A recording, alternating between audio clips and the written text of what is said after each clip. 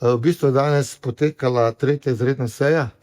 na temo prejete vloge za izdajo neuveljavljene predkupne pravice za čistilno napravo VIPAP Krško, se pravi, gre za čistilno napravo, s katero tudi čisti odpadne vode naše mestne občine Krško kot take. In lahko rečem, da smo bili priča 4-urni debati, razpravi k odločitvi in glede na samo vlogo, ki je bila pridobljena, se pravi s strani VIPAP Krško, je padla odločitev, da v bistvu je premalo znanih dejstev, ali se odločiti oziroma ne uveljaviti ali uveljavljati predkupno pravico, kajti iz same ponudbe, razen tega, da je kupec znan, in pa cena, in pa rok, do kdaj se moramo odločiti, to se pravi do danes, na podlagi ZUreP-a, ni bilo danes nam nobene drugih podrobnosti in odločiti se nekaj, kar bi kupovali ob sprejeti strategiji, ob potencialni možnosti izgradnje nove čistilne naprave, o DPN-ju, ki je pred vrati, usmeritve glede samega lokacije te čistilne naprave, je bilo tudi za svetnike, kako tudi za občinsko upravo, ki je pri tem sodelovala, nemogoče. Zato smo sprejeli sklep, ki se nanaša na, bom rekel, na pogojno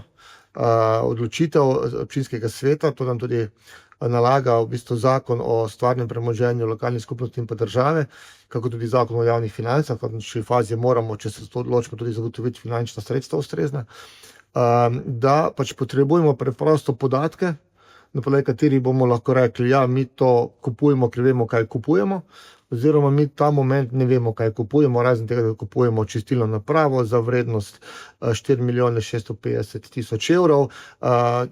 V končni fazi iz same grafike izhaja, da nimamo nič poti do tega prostora. Ta čistilna naprava je omejena ni prosta bremenom, čeprav imamo njihovo izjavo, da bo ta bremena pač odpravili. Skratka, en kup vprašanj je bilo na to temo in dejansko čisto razumem svetnike in so zelo razumno razmišljali, da ta moment s temi podatki ne moramo sprejeti drugačne odločitve od pogojno odločitev, da ko bomo dobili te podatke, spravi v končni fazi govorimo o investiciji, ki je nad $500,000 evrov, za kar moramo dobiti tudi podatke samega pravnega posla, po domače povedano pogodbo, da bomo potem se odločili o samem koraku. Sprejeli smo salomonsko rešitev, ne bežimo od prejemanja odgovornosti, ampak če se kupuje z davkoplačevalskim denarjem nek vložek, je prav, da vemo, kaj kupujemo. Sklep je takšen, da se občinski svet ne more odločiti, ali gre v uveljavljanje ali ne, ker nima podatkov, ki so potrebni za posel nad $500,000 evrov. Obstoječa je predimenzionirana za potrebe mesta Krškega oziroma za mestno občino Krško kot tako. Se pravi, mi uporabljamo samo 26%, kar se nas tiče, ostalo je industrijski del, ampak je pa zelo cenovno ugodno, da je to v sodelovanju, če tako rečem, kajti če bi mi